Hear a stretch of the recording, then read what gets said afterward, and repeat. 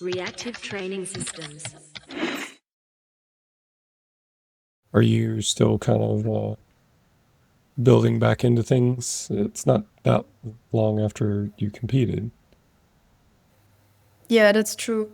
Well, now I'm focusing on building a bit more on volume. I decreased my overall training frequency when it comes to the amount of workouts that I have during the week, and also the frequency of my squats and deadlifts.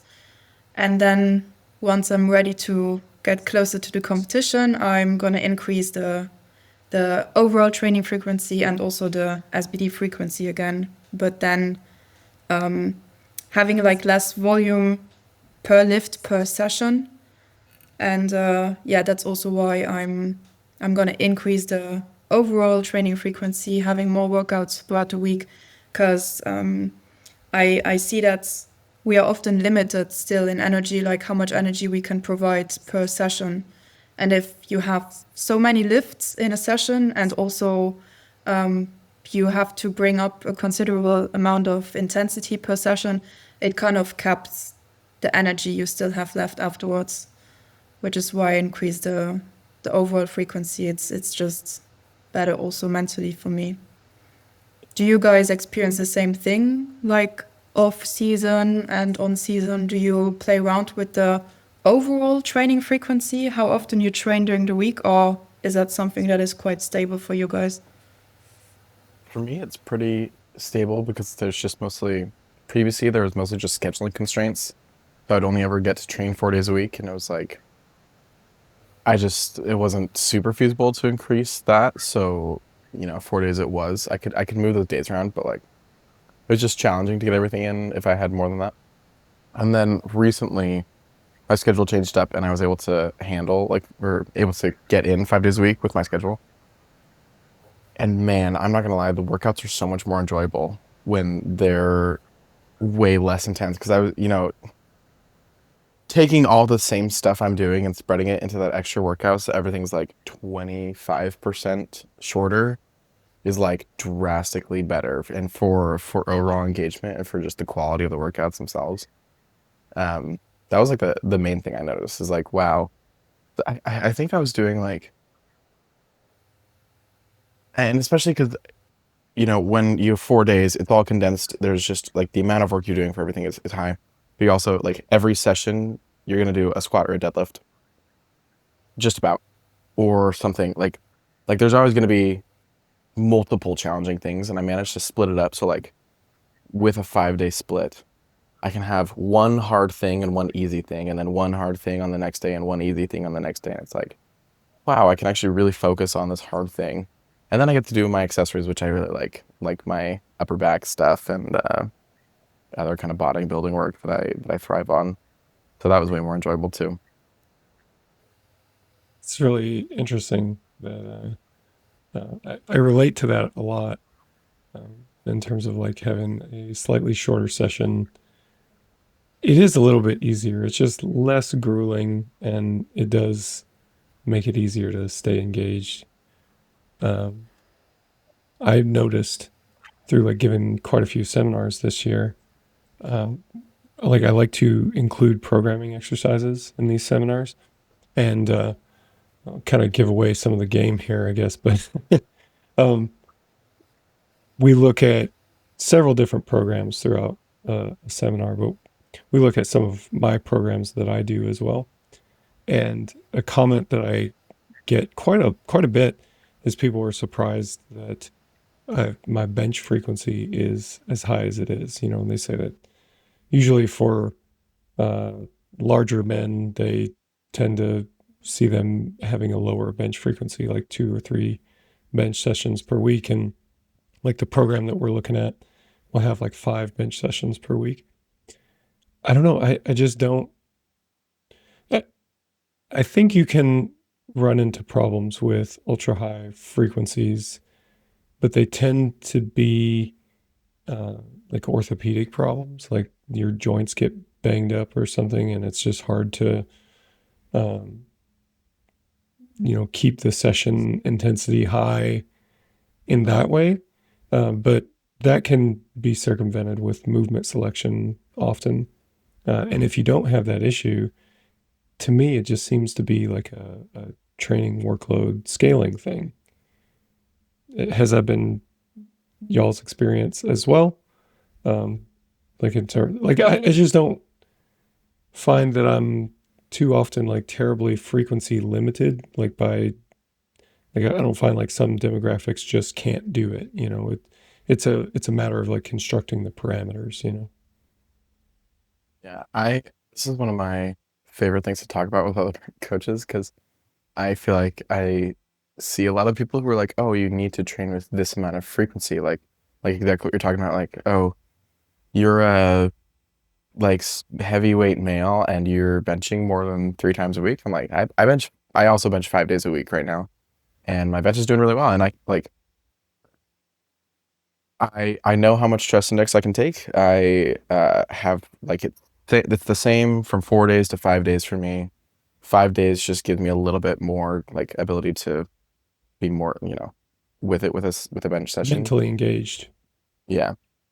Um, but it's like if workload is accounted for, I also don't find that anyone is like truly limited by frequency. I've never found someone that I can't just like using stress index, I can't just whip them up to a high frequency without like I don't find there's really any huge issues ever. Sometimes there's like little things that happen, but it's like not what you would expect, like taking a really heavy guy. Like it's like my master's lifter who suddenly his back started getting cranky when I messed with like frequency around something like that. Like that's just one of those things. That I feel like is a different equation. But yeah, I don't know. What do you think, Gaby? I find it interesting, Mike, that you're saying that you have a high frequency in bench. Well, you're also like very experienced, of course.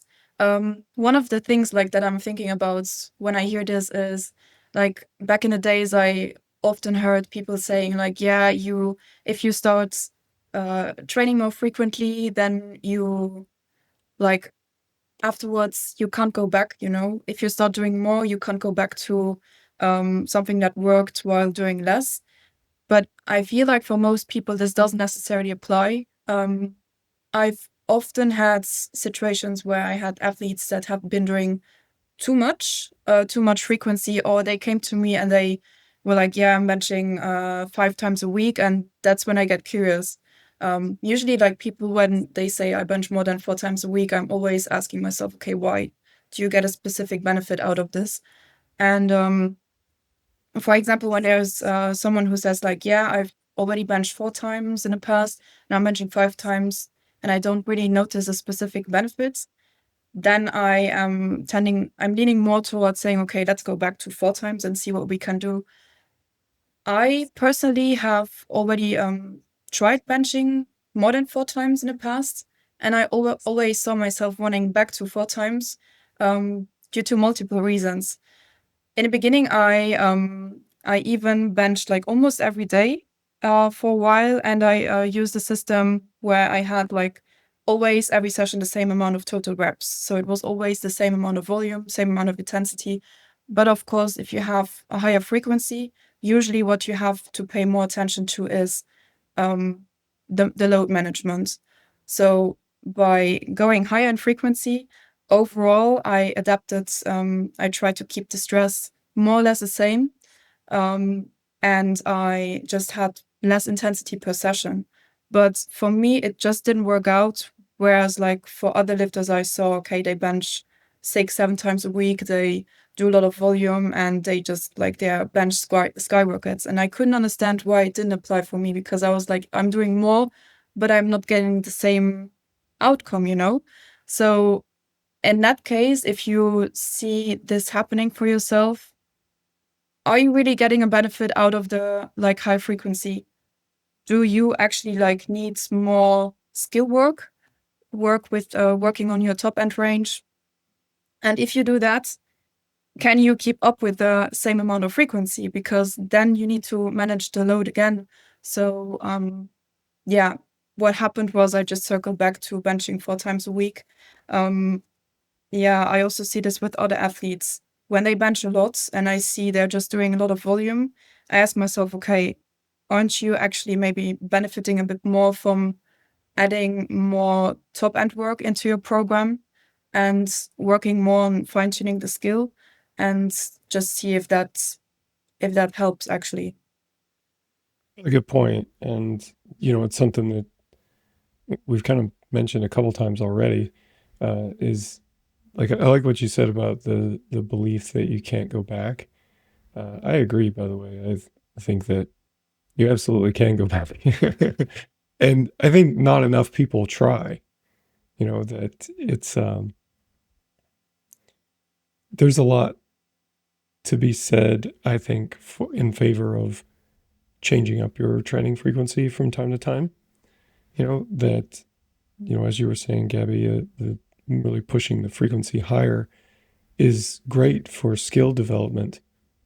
I also tend to think that there's something to be gained from lower frequencies as well. I think about the ways that we adapt to training, and I can't imagine that frequency just makes no difference at all. I think it's much more likely that we just haven't established in, exercise science maybe, what difference frequency imparts, like what the training effective frequency is. But I don't think that means there's no difference. I think that's an error in our thinking to assume that there's no difference. I think lower frequencies are going to get you a slightly different training effect. We're not talking about like night and day differences. We're talking about like on the margins, but we're also talking about over the course of long training careers and not just a block or two, but doing your structure blocks or your hypertrophy blocks or whatever with a slightly lower frequency, so you have slightly more volume per session, and I'm not talking about anything crazy like a 1 time per week bro split or something, but just like a little bit less. Maybe you're benching 3 times a week instead of 5 times a week or something. That's still quite a lot of frequency, but it's just like a little bit less, and it changes some of the way that the training is structured. I think there's probably some physiological differences, but it goes back to something you were saying as well, Andrew, that I think just changing these variables from time to time probably helps with engagement. Now, I'm biased in the way, like, I like novelty in training. I like to see changes from block to block. The idea of like, hey, do the same block that you just did. It's just 1 rep less. It does not sound that fun to me. That's just kind of my internal bias. So, but I do think that, over a long enough time span, stuff like that's got to help with engagement. Training frequency is an overrated-ish concept with a lot of caveats, which is that I think the main, and this is like established, but the main benefit of higher frequency is, like the reason why I benched 4 or 5 times a week is just because I need, well, in quotes, need, but I benefit from a lot of work on my bench. And so trying to cram that into 3 sessions is just, like, I've done it. We tried it. Like, that was actually the first kind of frequency I tried with John. We tried 3 times and it was like, cool, there's just not enough. And I was like, I'm already doing huge bench workouts every single day that I bench. Let's just add a 4th day. So we added a 4th day. And I don't necessarily think it was the benefit from the, like, frequency, like, per se. I think there was something to be said for the frequency, but it's mostly just, hey, now I can hit this work. I can get more work. And the work that I'm hitting, the very first couple sets, I'm a little bit fresher. I'm able to perform a little bit better. I think there's also something to be said for movement variety that you can include with the frequency. And you can include that with a lower frequency if you just have like multiple exercises. But I find that like I only competition bench once a week. And so I get a ton of different ways to practice benching, which I think is beneficial since we're using variations like that. So I think that's something to be said for frequency. The thing is, from my experience, I haven't seen, like, I think frequency is overrated, and yet I still really bias towards higher frequency with all my lifters because it's just easier to manage. It's easier to manage because if I want someone to feel skillful, I can just have a higher frequency and then I can adjust other training parameters around that. So I will typically, like, by large, most of my lifters have 3 squat days. Most of them have 2 to 3 deadlift days. Everybody has, I don't think I have anyone with less than 4 bench days or less than 3. It's like 3 and above. And that's just because if I can get that in, then I can guarantee to some extent that they're gonna feel skillful. And then there are periods where, hey, it makes sense to reduce frequency. Let's move away from this exact type of stimulus. But in general, it's like we could either choose the less skillful thing without, like, if I see a lifter in front of me, I don't have a lot of data on them, I'm gonna generally choose the thing that I think will make them feel more skillful while trying to figure out what kind of exercises they respond to, giving them that movement variety, and also giving them, like, trying to figure out their workload. So that's why I generally I bias that direction. Yeah, I feel like you brought up really interesting points because when we look at frequency, we can of course like look at frequency alone, like how many sessions per week are you willing to bring up. We can look at the skill points, you know, like adding more frequency is gonna make it easier oftentimes to practice the skill, to feel dialed in technically. But it also depends on which lift. Like with some lifts, you might need more practice. With other lifts, you might need less practice. But there comes a point where it can be a little bit too much and harder to manage, and where we need to be more reactive.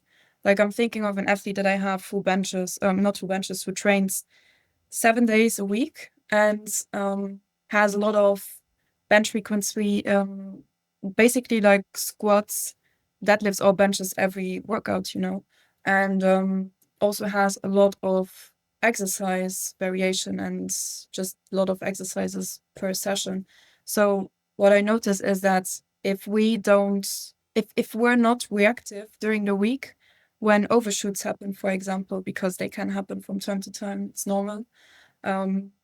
If we're not reactive, then it's kind of like a domino effect.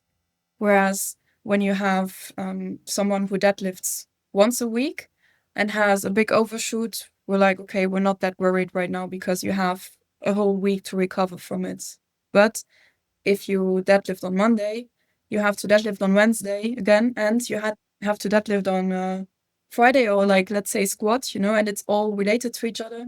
Then you start stressing a bit and you're like, okay, what are we going to do for next session? So in that case, it requires reactivity. So if we make certain decisions, it comes with consequences as well, I believe. So it's today, when I was in the car, I was thinking of like an analogy. What comes first, the chicken or the egg? You know, like what comes first when you create a program? Is it the frequency? Is it the volume? Is it the recovery? Like the time? You know, it's all related to each other. And I wish I would have an answer where I could say like this comes first. But if you consider one thing, you also have to consider the other things. So it's all related to each other. Yeah. It is definitely all related, and I definitely agree with you on like the potential for like these cascading effects. This is something that really stood out to me when I listened to Pavel talk about the high frequency approach that he uses.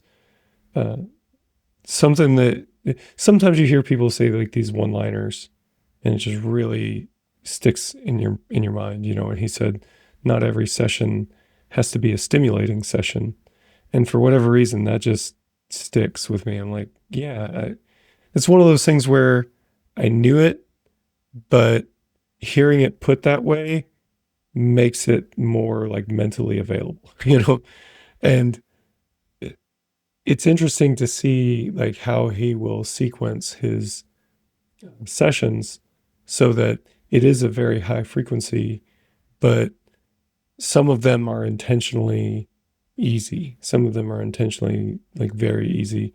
So it is technically a very high frequency, but it's not homogeneous. It's not monotonous is another word that like he will use, and you can track training monotony as well, and that's a whole other rabbit hole to go down. But yeah, I think the potential for those kind of cascading effects is definitely real, and I think for the squat and the deadlift in particular, like you can see those even on something that looks a lot lower frequency. And I think people, I turn every conversation into a static RPE and wave loading conversation, but like this is kind of one of the arguments that I hear is, people will take a heavy single, say a single at 8 RPE, which to me is like moderately heavy, but it's going to be like the low 90% range.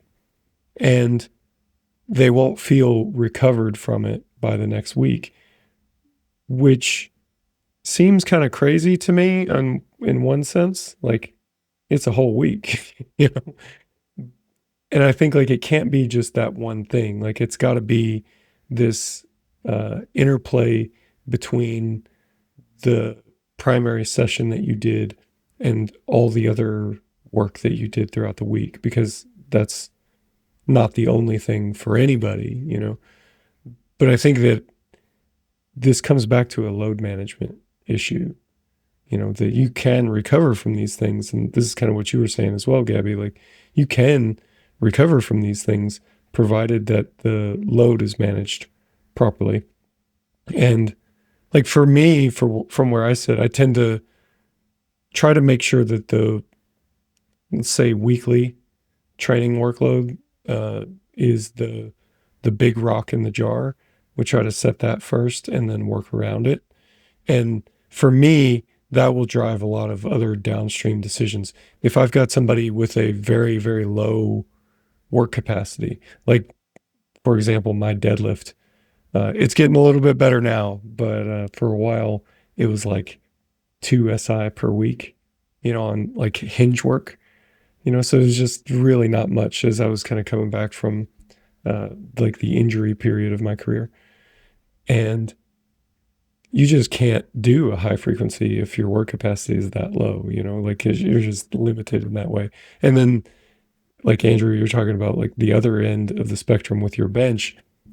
If your work capacity is super high, you can't bring it down because it just requires so much work that you can't do it, or you're unwilling to do it, or you're just tired and ineffective by the end of it. That's another aspect of this all as well.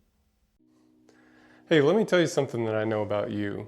Your lifting is important to you. It's probably one of your biggest priorities. And for people like us, nothing compares to the feeling that you get when you set a new PR. That feeling of being the best that you've ever been, of doing something that you've never done before. This is what we're all after, and it's also what RTS specializes in. Getting you the absolute best program possible so that you can hit new PRs and reach your goals. We call it radically individualized training, and we're really good at it. Whether we need to account for busy schedules or equipment limitations, or precisely turn the dials and get the details of the program just right, we have the tools and the experience to guide your lifting to the next level. To us, coaching is all about leadership, relationship, and creative problem solving. A coach should be poised to help you make tough decisions about training and competing so that you can continually grow in your development. And of course, a coach should be a first-rate problem solver, especially when it comes to your training, technique, and strategy. Now, all this has to be built off of a really strong, professional coaching relationship that emphasizes trust and respect. Additionally, RTS coaches are not on an island. We have a strong network of professionals to reach out to, so if you find yourself in need of some specific expertise, say in the realm of nutrition or injury management or sports psychology. There's a deep expertise available there too. For more information, go to store.reactivetrainingsystems.com and click on coaching. That's store.reactivetrainingsystems.com, then click on coaching. Hope to see you on the team soon. Something I'm also thinking of is like lately everybody has been talking about high frequency, and when I'm thinking of an athlete of mine who trains like 6, sometimes 7 days a week, but has had back issues in the past and is just doing a very considerable amount of workloads per session, and just if we would add a little bit more, he wouldn't probably be able to recover from it, but he's enjoying it, so why not? But what we are doing with him is we have A and B weeks, so we still have the same amount of like frequencies per lift for squats and deadlifts, but we have a squat attack week and we have a deadlift attack week, so it's kind of like a 0.5 frequency. And recently I also saw on Instagram, Mike, I sent you the reel. Haftor has also been doing that. Well, of course, he's a strongman, so he's also doing like tons of other stuff. But there's also something like when you notice you can't push 2 lifts in the same week with the same amount of with a considerable amount of frequency, how about you try to just alternate the attack weeks? Yeah, I agree with that. That's the A and B week, or half frequency as we sometimes call it, is totally underrated. Totally underrated. And I mean, even for myself, like it's something that I could reach for more than I usually do. It stretches the block out a little bit, but it definitely installs more of that recovery time, especially for people that maybe need a little bit more time for those adaptations to sink in. Yeah, totally. To write that down, because I have an athlete who, now that you said that, I'm like, oh, I'm definitely gonna try that with the next cycle. That'll be really good. He's my athlete who really struggles from high RPE work, or like squatting and deadlifting high RPE in the same week just is like catastrophic for him. But he does really well with it, but then it just like nukes the other lift. So definitely gonna try that. I think that's a good strategy. I don't know what you guys got in mind, but I have something that is a whole other rabbit hole to explore that I think we talked about in the Ben Escrow stuff about workload and like amount of work, because I was thinking about it while we were talking about frequency, and I was thinking about like the concept of whether or not it's ever the right move to reduce workload absent of like life constraints that would reduce recovery or stuff like that. Have you guys ever found situations where an athlete isn't limited by recovery or scheduling, and you have a good quality of training, and then the answer is simply you reduce training down? You keep the same quality, you reduce training. They were recovering from the work before in some way. Maybe they were stalling, but like they're feeling fresh between weeks. They're not carrying too much fatigue. But then you reduce it and they start to pick up again. Have you guys ever found that? A mediocre example, maybe. I would use like my own bench training as an example. I, kind of bought into a lot of this for a while, and I mean, still do to an extent, right? Like I'm not like a workload minimalist by any stretch, but I had ramped up my bench training, and I forget the time frame that we're talking about here, but it was a number of years ago, like 2023 or something like that. I worked up my bench workload to the point where I was benching, just the bench portion of my training was taking an hour and a half, 5 days a week. It was a lot of bench training. And I mean, this was at the same time too. Like I was doing, I would bench for an hour and a half and then come to the lower body session and do like one work set and then move on, So it was really lopsided, but that's just, I'd been benching uninterrupted for a long time, right? And I went to a competition, benched about what I had, honestly, and found myself pretty frustrated. I was like, man, I am doing all this bench work and just not getting anywhere, It was hard for me to imagine at that point that the answer would be do more benching, doing more did not seem to be the answer, but it wasn't a recovery issue. Felt like I was tolerating the training just fine.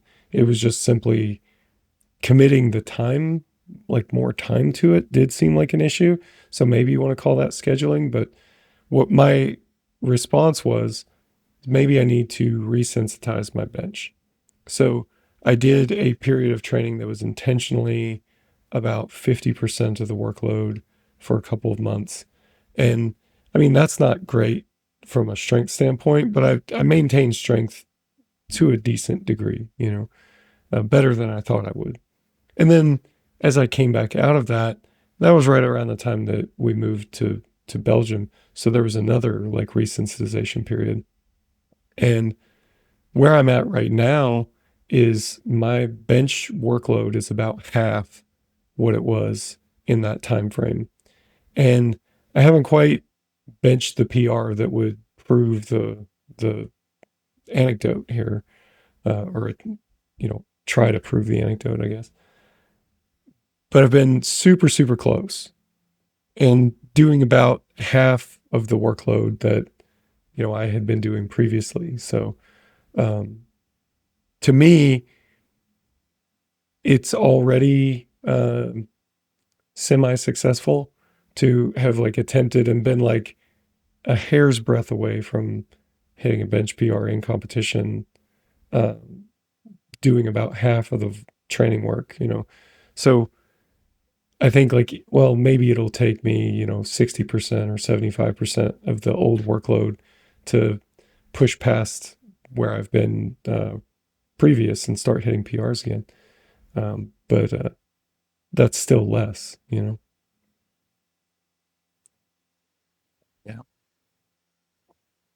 It would be nice if that anecdote was like tacked on to like, yeah, set like a 20 kilo PR bench.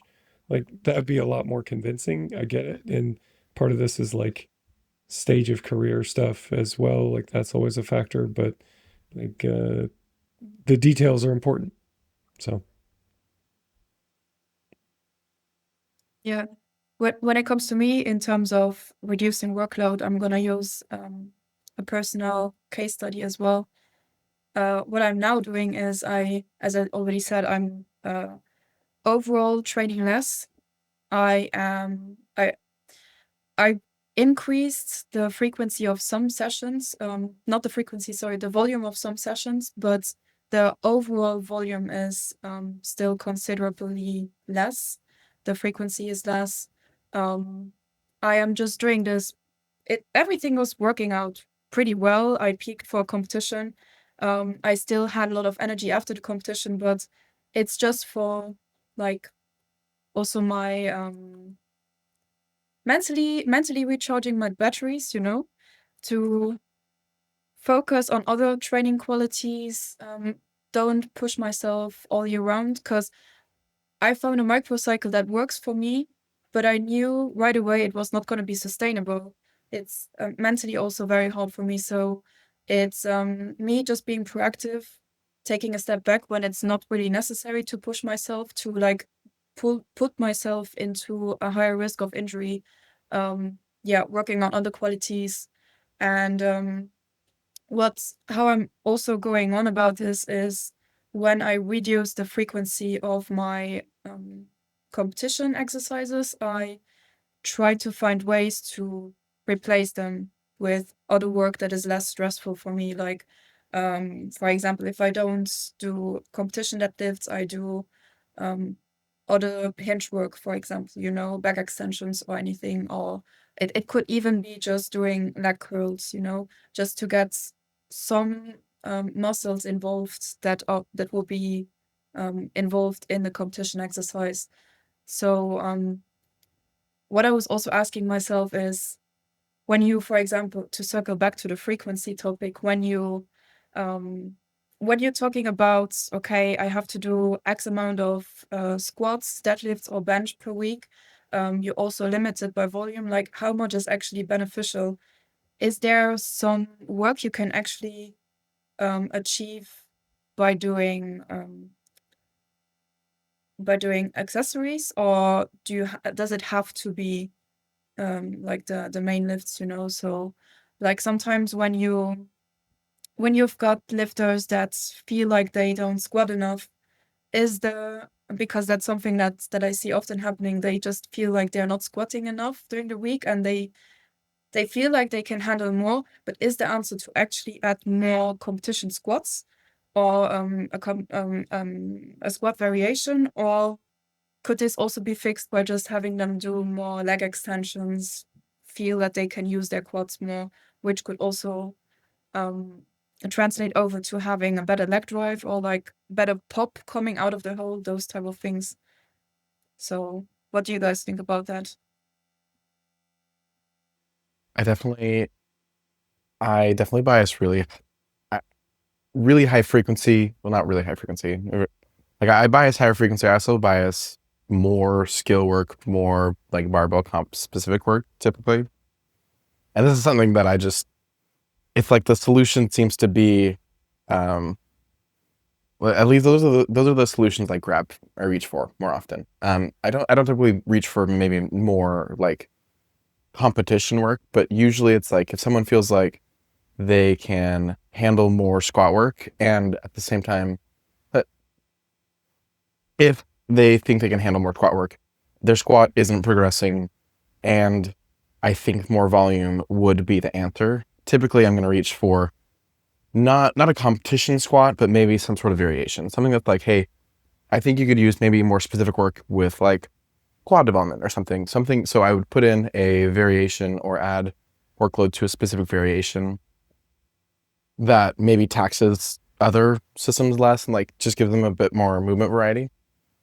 That being said, if someone is progressing and they feel like they can do more, that's perfect. No, I'm just going to shut it down. Like, hey, your squat's progressing and you feel like you can do more.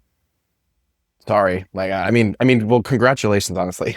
Like, I wouldn't be saying sorry at that point. But so what I've found often enough is someone feels like they could handle more in a specific way, where like I've had a couple athletes who like low back is one of their limiters. When we push too much, maybe barbell work, something where they're loaded on their back, they can't handle that much, or we like hit that limit faster, and they're like, hey, I feel like I could handle squatting more, but my low back keeps getting toasted from the deadlifting that we're doing and the squatting that we're doing.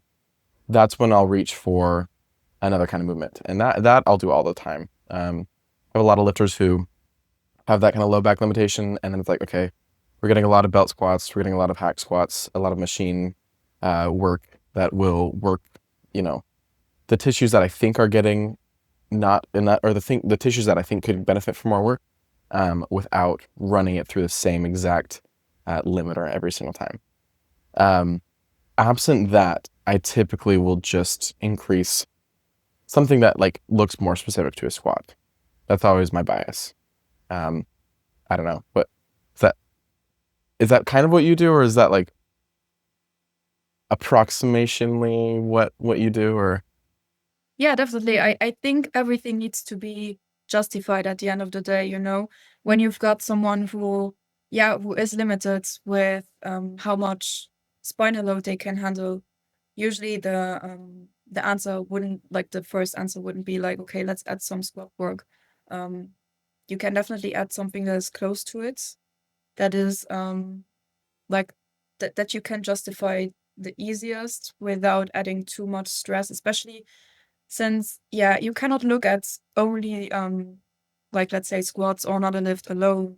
You always need to also take other lifts into consideration. So everything, it's like a recipe. Yeah, it's you can't just add one ingredient without it affecting like the whole flavor of the whole meal, you know. So yeah, it's pretty interesting.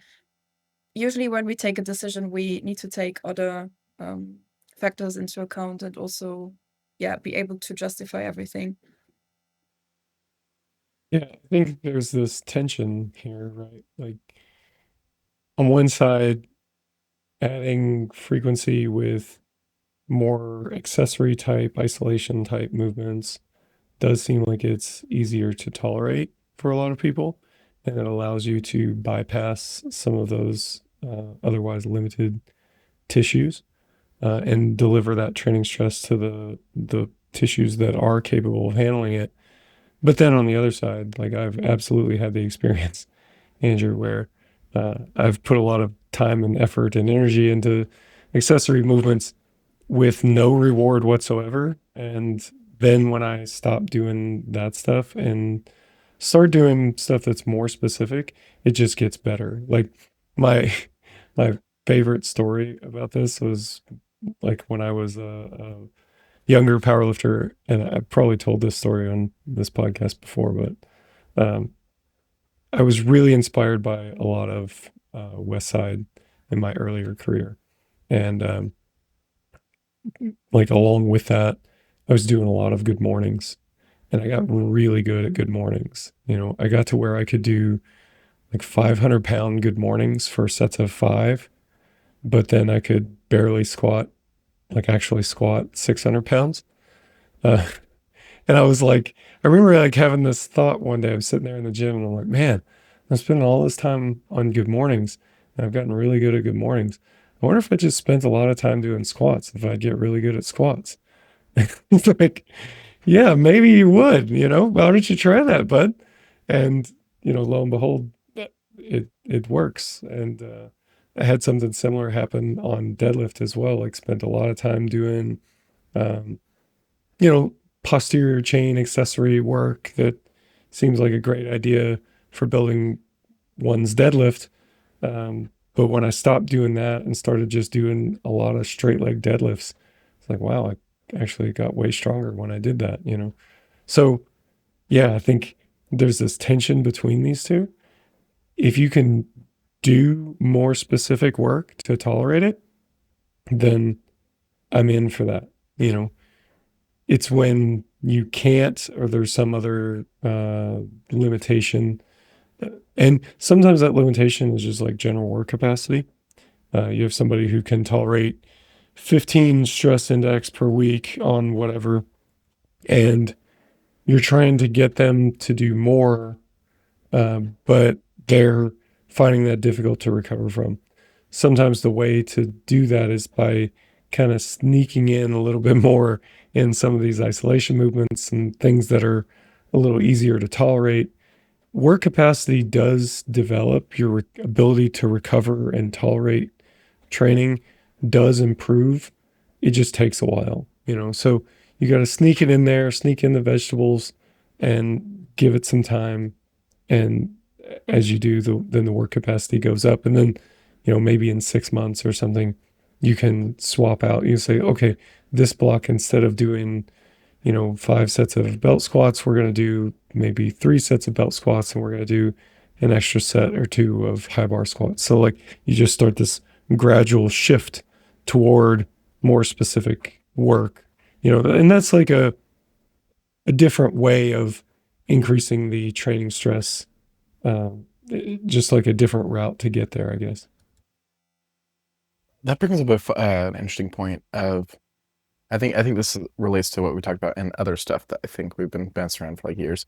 But as far as development of work capacity, like I have nuanced thoughts and not a decided answer. But it's like,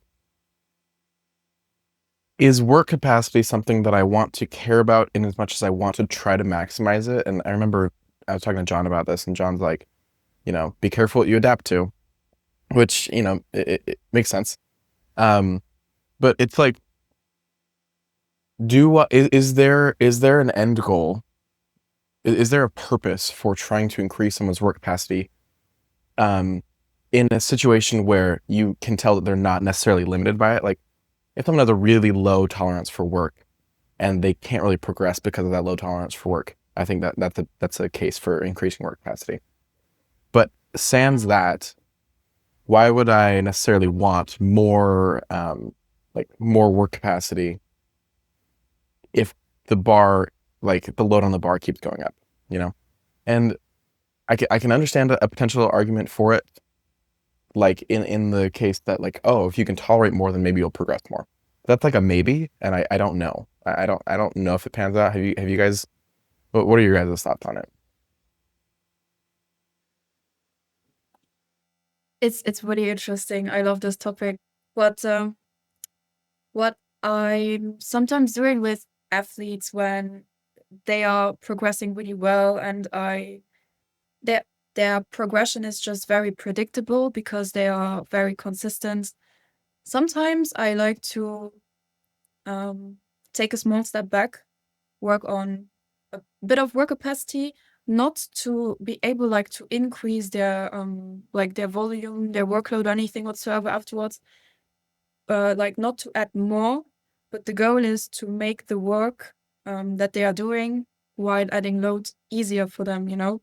So what I'm thinking of in that moment is we keep we keep maintaining the risk of injury, you know, like keeping it low considerably, because if we keep adding load and we don't really increase the work capacity, there might be a point that we reach in the future where the recovery starts suffering, you know. So that's just what I'm thinking of to proactively do this, and also to um, keep it a bit spicy from time to time, you know, bring in a bit of fresh air instead of like just pushing it all the time, and to also like rebuild momentum better.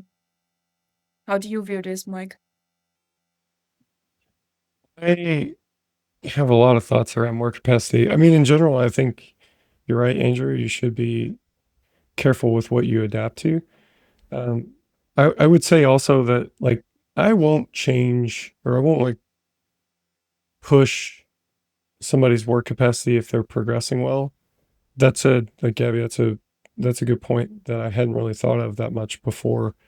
Where you know, if you have somebody who's just like continuing to get strong, but their work capacity is super low, that could create some different problems. I mean, I've had that set of conditions with my deadlift. Like I mentioned, like coming back from an injury and like being able to tolerate 2 SI in hinge movements per week. That was limiting in a different way. I mean, I think you're probably right that there could be some additional risk there, but you're also just kind of constrained. Like you can't, if work capacity is super low, you can't do uh, developmental exercises, you can't do preparatory exercises that you feel will make a positive impact. You can basically do the minimum and that's it, you know, and just hoping that that is effective. And you've got to be extremely targeted with the kind of work that you prescribe.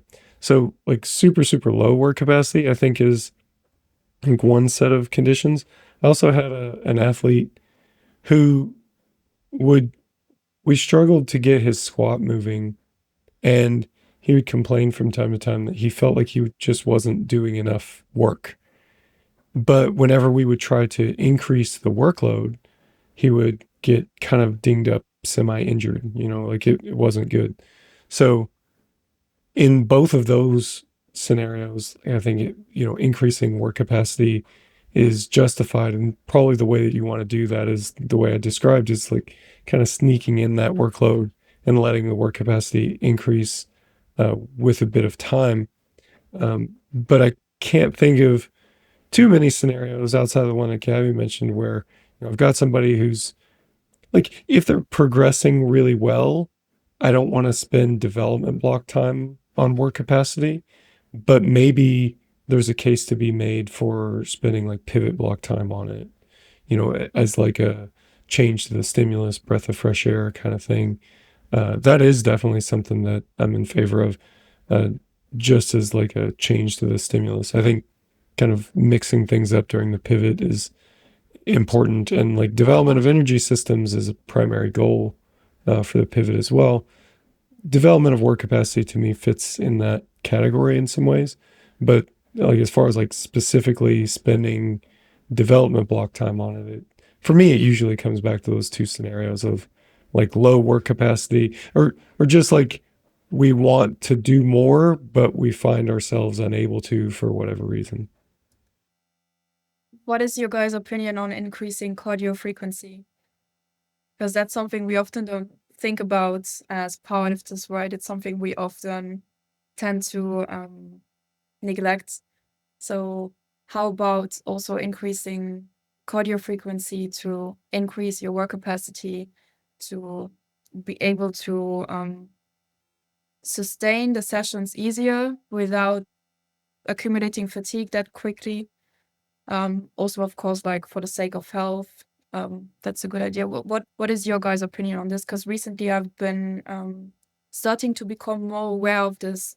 So usually when an athlete is really having low work capacity, or like when I'm thinking of, okay, what are gonna be the next steps? Like, how can I help this athlete to keep progressing and keep bringing the best, keep becoming the best version of themselves? I also start tapping into the cardio aspect, like asking them how much are you going for walks? How much cardio are you doing already? Is there something we can do to improve this? What is your guys' opinion on that?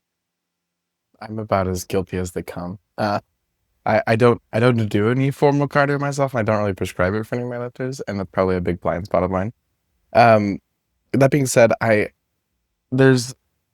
and I'm not an authority by any means on this, but part of me thinks like, are the adaptations that you're going to get from stuff like GPP or cardio, like sled pulls and like that sort of adaptations, are those going to be the same adaptations that are useful for recovering between sets? And I think there definitely is something can be said for that. But I might not use cardio as the first tool, besides the fact that there's like obvious health benefits from cardio. I might not use cardio as the first tool to reach for. I might do kind of more metabolic flavor stuff, like time limited rest period. Maybe like sneaking in vegetables in terms of exercise workload. Because like those things I feel like, and I don't know, I'm not an authority. I feel like those have to be more specific and probably more beneficial, but I don't know. And cardio is just good for you in general, so maybe I need to just suck it up and hand it out to myself and others. I mean, I'm more or less with you when it comes to development blocks, I want to keep it pretty tight. And even like if we're doing a development block that has more of a metabolic emphasis, it kind of depends on what the metabolic emphasis is. You know, if we're trying to develop work capacity, which to me is like your ability to tolerate and recover work, think like on a weekly basis, then I don't, I mean, having a developed aerobic system is helpful and is useful, but I don't see it being the bottleneck in most cases outside of like extremely low work capacity, where somebody's like really low work capacity and you can't get a foothold, you know, to doing the easy increasing of work sets that I was talking about before. If like you're struggling to even do that, then look, maybe the place to start is just getting on a exercise bike for 20 minutes and just being in a little bit better condition. You know, those conditions do exist, but they're pretty rare in my experience. Then like the other metabolic thing that comes up a lot, or not a lot, but sometimes, is what you mentioned, Andrew, with like recovery between sets. Then I feel like time limited rest breaks and something that looks a lot more like cardio probably matters a lot more. And if I'm in a development block, I'm probably going to program, time limited rest breaks and stuff like that as a means to get at that type of working efficiency. It's a little different than work capacity to me. So I would try to like separate the concepts a little bit, but that's how I would get at that. Like I've got a couple lifters that call them underwater sets because it feels like you just can't catch your breath, right? But yeah, but like developing that efficiency using short rest intervals makes sense to me in a development block context. But then like if I want to do something that looks a lot more like traditional cardio, for most lifters, the time to get started in that is like in the pivot. And outside of that, I don't see it moving us forward in terms of your ability to be a really good power lifter. It could be helpful from an energy management, so like body weight management standpoint, and I see it come up there from time to time. That's usually not me managing it. It's usually a nutritionist or somebody else who's like making that recommendation. And for most of the lifters that I'm working with, that looks like going for walks, or just general activity instead of like specific aerobic development work. This is bad news for me because I just competed and I'm about to write my next block, and I all these ideas are pinging around and John's going to hear all of it. And I just know this is going to be a crazy next cycle. I can feel it cooking right now. Yeah. Hey, look, man, you gotta, I don't know. I need like a good analogy for this to like hype you up for doing some cardio, but, for look, 120, 125 kilo lifters, the analogy does not exist, I think. No, I mean this is maybe another topic, but when I think we all are self-coaching essentially right now, right? And coming up like Yeah. my favorite thing is to just come up with ideas for training, and usually it just gets like, do you guys go through the cycles where you're in the middle of your current block and you're gonna finish out your block, you're gonna do the whole thing, but in that block you're like, what am I gonna do for this next block? And you go through like 10 different phases of being like, oh, I really want to try this, and then like the next 3 days later you're like, oh, but like this, and I need to make it all like this, and then you keep cycling through ideas. That has been me this entire last cycle into comp, because I'm like, I know this tier 1 block is going to work well, but after the block I'm just going to go crazy and I have so much stuff going on. Do you guys relate to that? Absolutely. Yeah, yeah.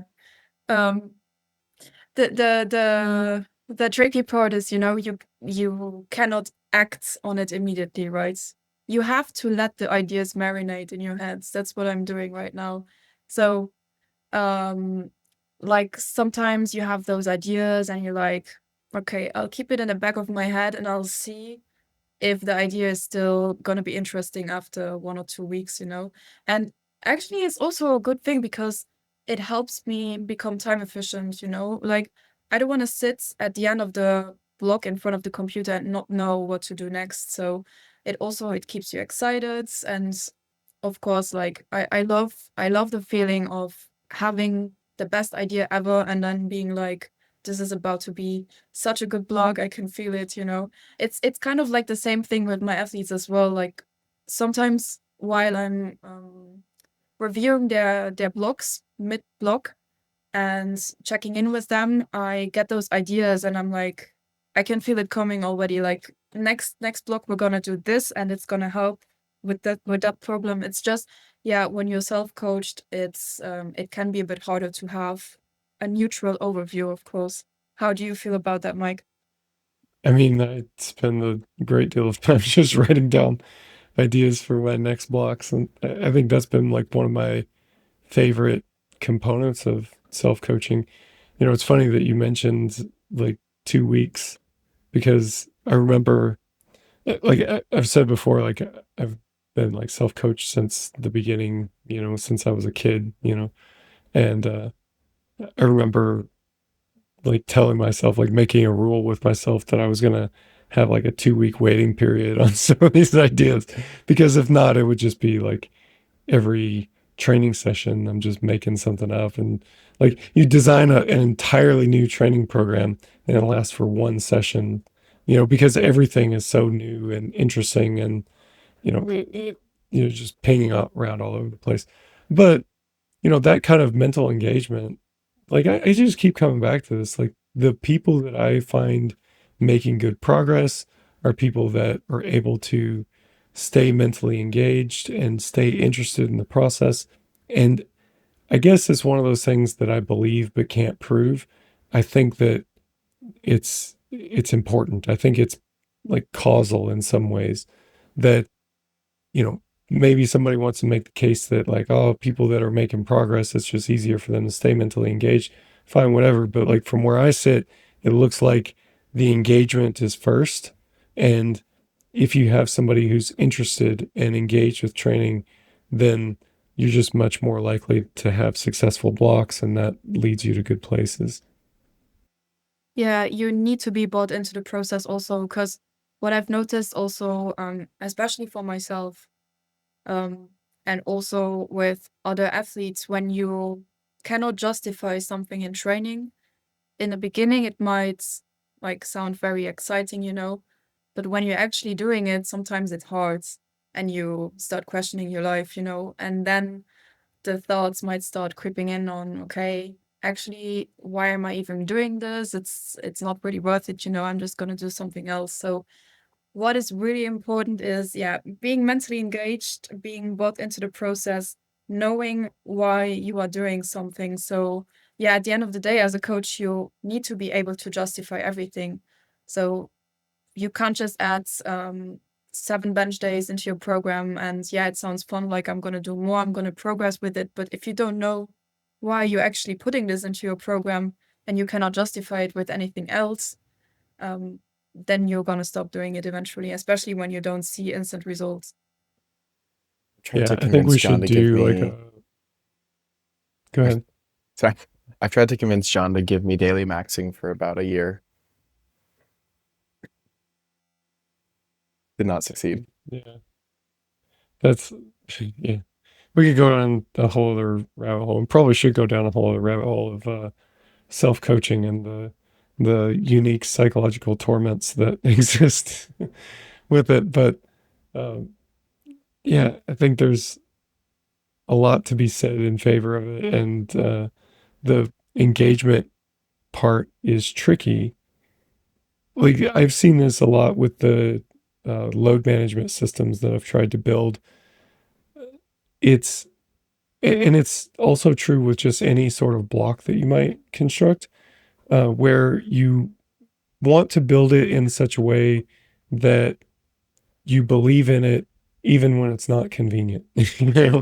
That you're not like the first sign of difficulty or unexpected result just results in you going, oh, well, that didn't work. And I'm just going to do the next thing that I just want to do, There was a big issue for me as I was trying to develop some auto-regulating systems early on, is like I would get up in the morning and do whatever the test was, and it would say, hey, you should reduce your training volume today or something like that. And I would go, this thing's stupid.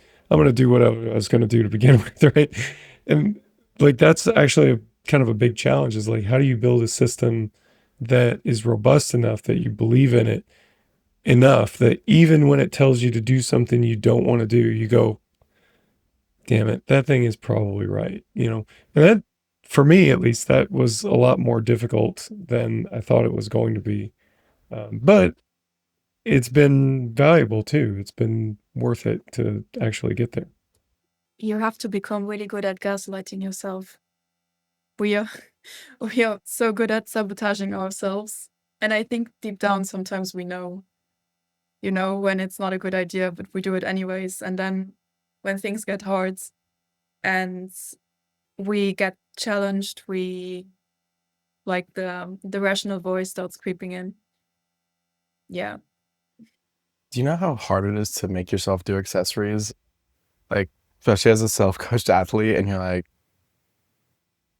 wrote in 3 sets of leg press, but And I know why I did it. And I'm staring down the barrel of those 3 sets after I just did like a bunch of squat work. And I'm like, I made this up. I told like this was all just made up here. I've